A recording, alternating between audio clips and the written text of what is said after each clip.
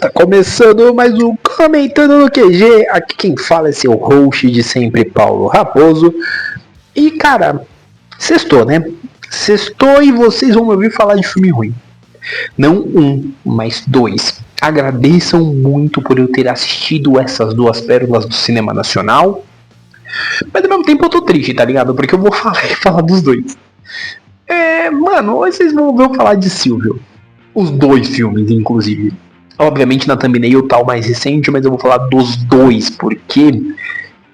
Cara, porque me falta pauta ruim, tá ligado? Faz tanto tempo que eu não vejo um filme ruim pra falar pra vocês, assim, dar uma azedada, dar uma tiltada, que eu vou falar de Silvio Santos, cara. Eu vou falar de Silvio Santos porque, assim, a gente viveu momentos e momentos.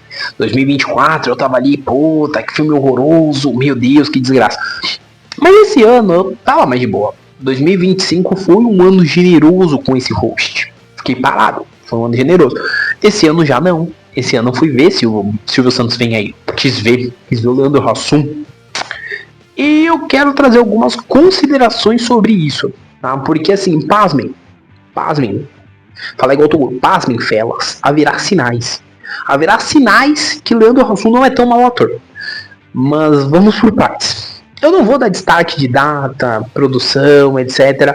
Porque todo mundo sabe da existência do filme do Silvio Santos com o Rodrigo Faro e o com o Leandro Hassum. Tá bom? Eu vou dar contexto de cada um dos filmes e vou comentar o porquê eu acho eles ruins. E o que eu acho interessante quando tiver. O primeiro foi o Silvio, que se chama apenas Silvio, que é o filme com o Rodrigo Faro, que é uma coisa que todo mundo já falou e é uma verdade. Ele tá parecendo Deadpool de peruca.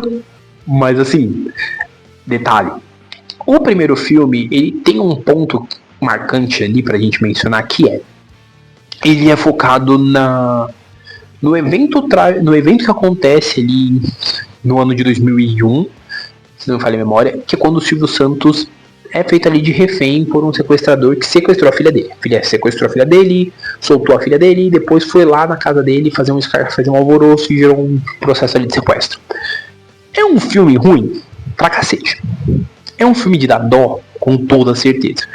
Só que, tipo assim, ele é um filme que é uma sucessão de erros e, tipo assim, 90% de canais de YouTube que você caçar de que fala de cinema, ele já falando desse filme. Eu acho que não tem muito que eu abranjo aqui e vai agregar num debate, porque, assim, é um filme horroroso, cara. Tipo assim, ele erra tentando acertar, ele tem momentos que geram uma comédia muito involuntária, ele tem uma aspiração que, tipo, o sequestrador, né, o Fernando, ele vai se perdendo no personagem em muitos momentos. Tem muita metalinguagem, por exemplo, do Fernando imaginando ele como uma criança no programa do Silvio Santos e tal. Rodrigo Faro toda hora dando uma filosofia de boteco safadíssima. E, mano, é um filme horroroso. Ponto. Tá? E eu acho que assim, eu falei que ia falar dos dois, mas eu acho que eu vou focar mais no segundo, porque pra mim o primeiro ele realmente não se salva nada. E nem o contexto, porque assim, foi um momento muito complicado pro Silvio Santos, todo mundo vai lembrar disso.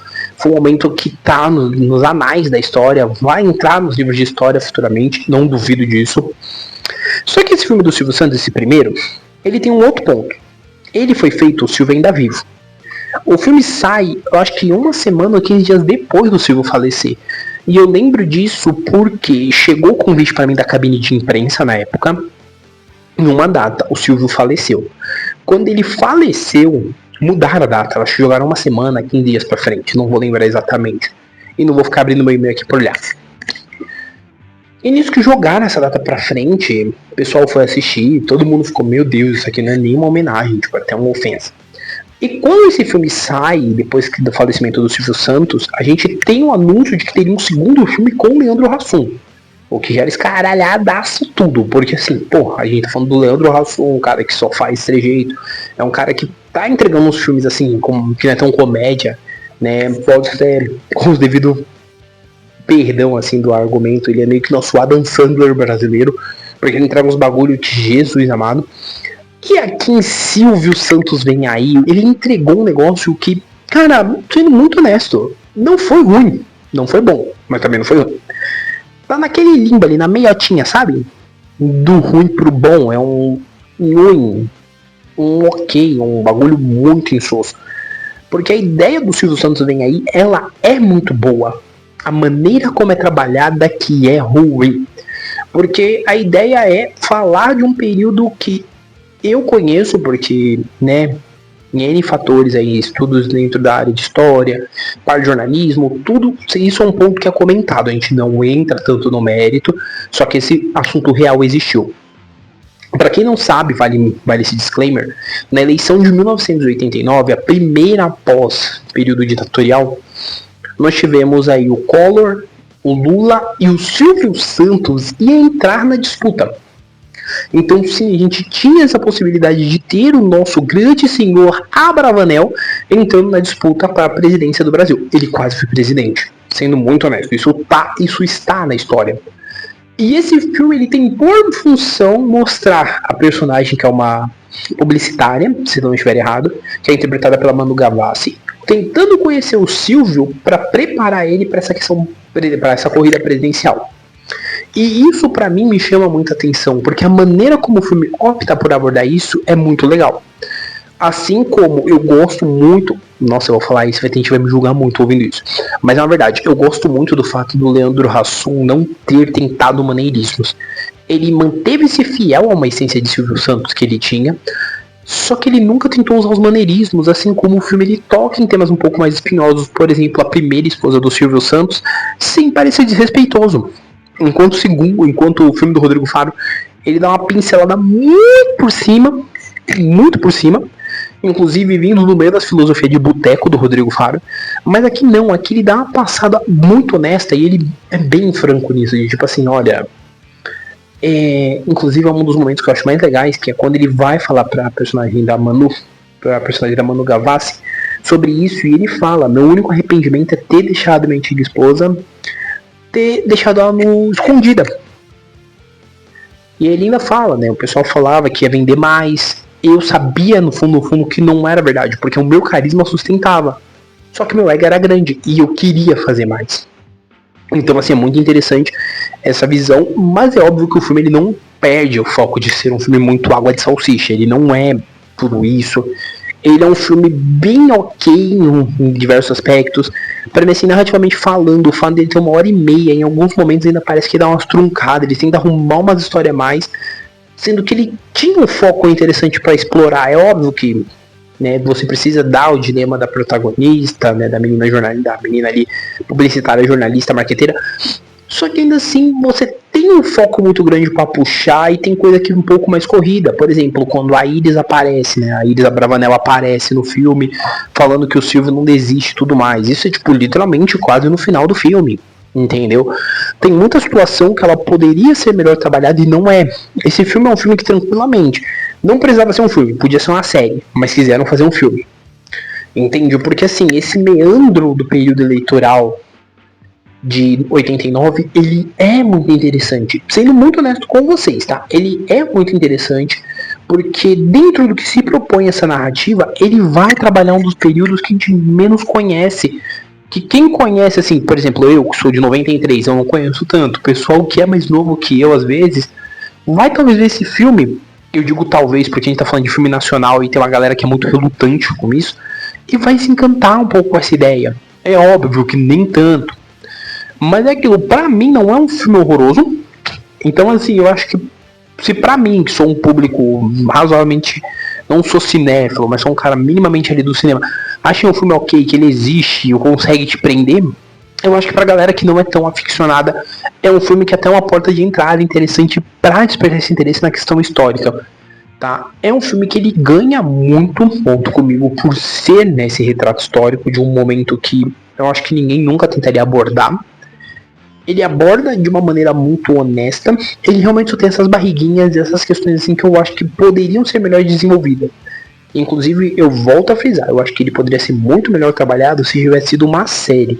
Porque eu poderia ter aproveitado mais o tempo que uma série tem, que às vezes é 8 horas, para desenvolver melhor o drama, para desenvolver melhor essa relação do Silvio com a Iris.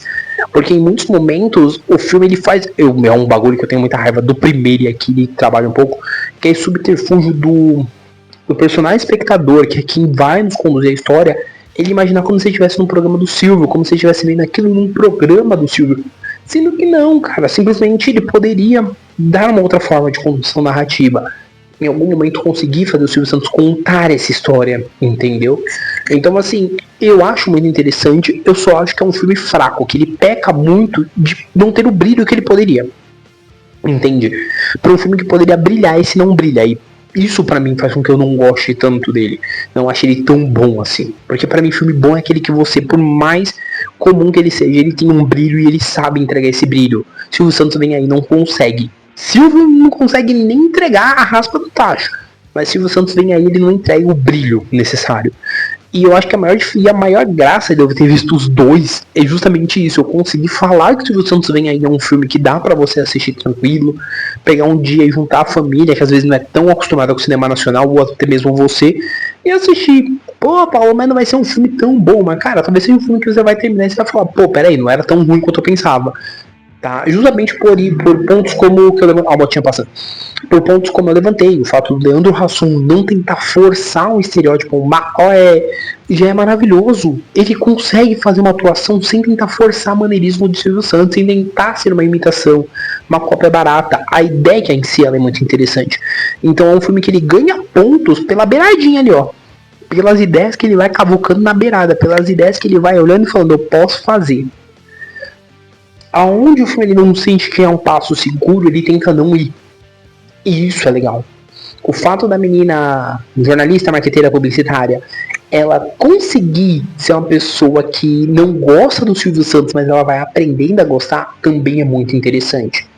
Sem contar que eu gosto da cena que ela olha pro Silvio Santos e fala assim, eu li todos os seus livros, só que eu quero saber algo que os outros livros não contam, algo que ninguém sabe. Eu gosto disso, eu gosto do fato dela ter essa ambição de tipo assim, a gente vai trabalhar uma campanha política, a gente vai pra peleja, vai, só que eu quero saber o máximo possível, porque eu quero entregar o melhor, eu quero deixar todo mundo ciente do melhor que você tem, então, e a gente preparado pro pior e melhor cenário. Então a forma como isso é feito é muito legal, a resolução é muito bacana, só que não é um filme que tem brilho. E quando eu digo brilho, tipo um tchan que você olha e fala, puta, isso aqui vai ser marcante. Mas é um filme que sim, eu recomendo sim que vocês assistam, se vocês puderem, obviamente.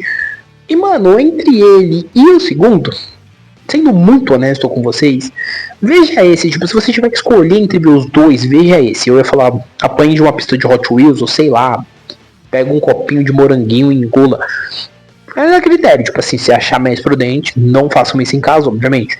Né? Não façam isso na realidade, né? Em casa muito menos. Mas assim, se você achar que tem outras coisas mais prudentes pra fazer, beleza. Mas, se você quer dar uma olhada numa coisa do cinema nacional que não é tão bom, mas vale pelo registro histórico, vai ver esse. Não vê o do Rodrigo Faro. O do Rodrigo Faro ele não é nem bom, cara. Ele não deveria nem existir. Desculpa aí o pessoal da distribuidora do filme, mas é uma verdade, gente. Eu não posso ficar mentindo aqui pro meu público. Tá bom? Esse episódio eu achei que ele ia ficar maior, não vai, porque eu também não vou ficar enrolando muito vocês aqui nos meandros. Eu acho que dar o destaque merecido é válido, em especial para a atuação do Leandro Hassum, que ela não é uma atuação ruim, mas ela também não é uma atuação boa, ela é uma atuação ali no meio termo. Mas a Manu Gavassi é que ela rouba muito a cena, como a personagem que eu não lembro o nome, mas que é a repórter marqueteira publicitária. E eu gosto bastante da personagem dela, do fato dela ficar tão imersa nisso, que ela até mesmo esquecer, né, do noivo tal. Que é um rolê, cara, que é bobo, parece idiota, mas é uma verdade. Quando a gente tá imerso muito em muitas coisas, a gente esquece da vida. E esse é um risco. E eu gosto que o filme ele trabalha um pouquinho nessa questão de mostrar que isso às vezes é um risco. Você às vezes pode pôr tudo a perder, mas tipo, você às vezes você pode garantir não perder nada. Então é um filme que ele é muito legal. Ele me entregou um negócio que eu achei divertido. Até por isso, pra quem for olhar meu Letterboxd, por exemplo, deixo lá minhas notas, uns textos muito curtos, safados lá. Uns textos muito safados de opinião. Mas se você for olhar meu Letterboxd, é um filme que tem uma nota 2,5 justamente por isso. As atuações, né? O contexto histórico, a atuação da Manu Gavassi. E o fato de um filme ser um filme de 1h30, ele ter essa ciência de que, tipo assim, eu não vou me aprofundar muito. Eu poderia ser uma série, mas não sou, eu não vou me aprofundar muito, vou ter tipo 1h40, eu acho.